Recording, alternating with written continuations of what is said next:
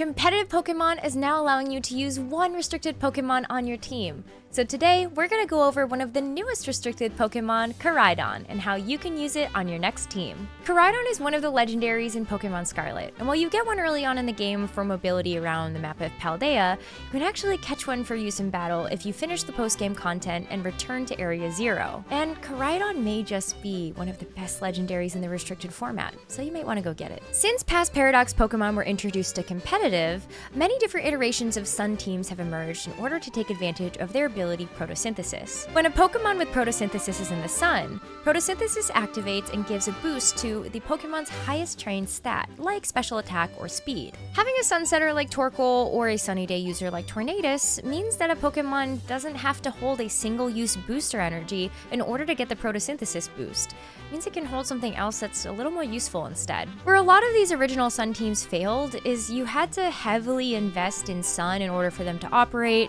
You had to use Torkoal as your Sunsetter, which is not the fastest Pokemon in the format, or you had to rely on a ton of inaccurate moves, which over the course of a tournament, you're just gonna miss a lot. With Koraidon in the mix, now you have access to an ultra-powerful Sunsetter through its signature ability, Orichalcum Pulse, which absolutely sounds like it comes out of Yu-Gi-Oh! It's just Drought, but with a much cooler name. It does have a secondary effect that boosts Koraidon's attack stat by roughly 33%, which is insane. Think about the fact that Koraidon already has an attack stat of 135, plus the Seal of Orichalco's attack boost, and Koraidon's ready to mess some stuff up. Despite being a Sunsetter, Koraidon's actually not a fire type.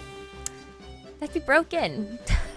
Unless, on the surface, the 4x weakness to Fairy looks like a huge detriment to our sandwich-loving friend. But in reality, there really aren't that many Fairy types running around in the early development of the single restricted meta. Outside of our usual suspects like Fluttermane, you can also just terrestrialize the weakness away. When it rains though, Kyogre, Sun becomes a much more enticing archetype to play. Not only because you can instantly shut that down, but Koraidon's typing gives it a natural defense against Kyogre, since dragon types resist those stab water type attacks like Water Spout. On top of having a 135 attack stat, Koraidon's also really fast with a base speed stat of 135 and pretty naturally bulky. A lot of offensive Pokemon like this want to hit hard and fast, so it's really tempting to just dump 252 EVs in attack, 252 EVs in speed, and then throw the rest somewhere else and call it a day. But that's not the most optimal. Koraidon has the same base speed stat as Qianpao and Fluttermane, two of Koraidon's natural enemies. So if you give it 252 speed EVs and a Jolly Nature, you're at best gonna get a speed tie. By switching Koraidon's nature to Adamant, which is plus attack, you get to dish out even more damage while keeping the 180 speed tier, which allows Koraidon to outspeed things like Ogerpon and Tornadus and everything else that's slower than them. This will also leave you with some EVs left over to throw into bulk so your Koraidon can take some additional hits. As for movesets, Koraidon is its strongest if you lean into its hefty attack stat and stab options. You can run Koraidon with Clear Amulet, which blocks Koraidon from taking any Intimidate attack drops. With that, you include a moveset with its signature move, Collision Course, Flare Blitz, Flame Charge, and Protect. And okay, I know, I said that Koraidon isn't a fire type, but that's what terrestrialization's for. A fire type terrestrialization not only gives Koraidon a same type attack bonus to its fire type attacks, let's not forget, in the sun, but you also remove its fairy type weakness, making it a resist instead. I want to take a second to talk about Collision Course, because I actually cannot believe that Game Freak let this move into the game. It's broken. It's just broken. Collision Course, Koraidon's signature move, is a 100% accurate, 100 base power fighting type attack that, get this, gets a 33% increase to its damage if it's super effective into the target.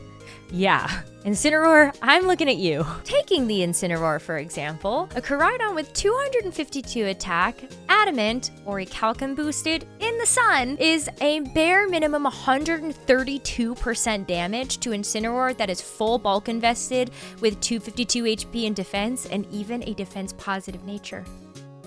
Yeah.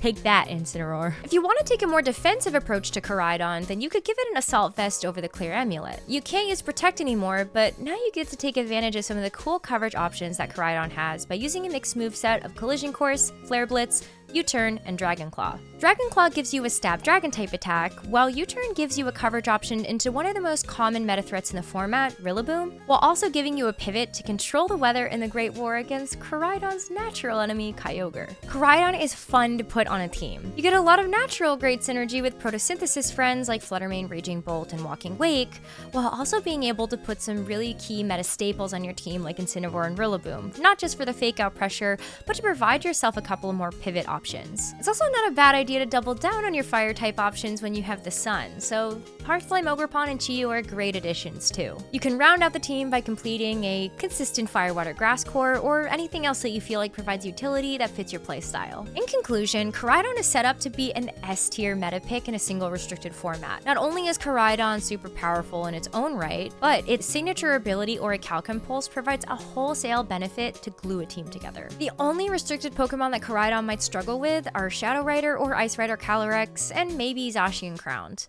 But that's where Koraidon's partners can come in. I really hope you all enjoyed this spotlight on Koraidon. Let me know in the comments below any particular Pokemon that you're looking forward to playing with in the single restricted format, or maybe one that you want me to cover in a future video. Thank you all so much for watching, and I'll see you all in the next one.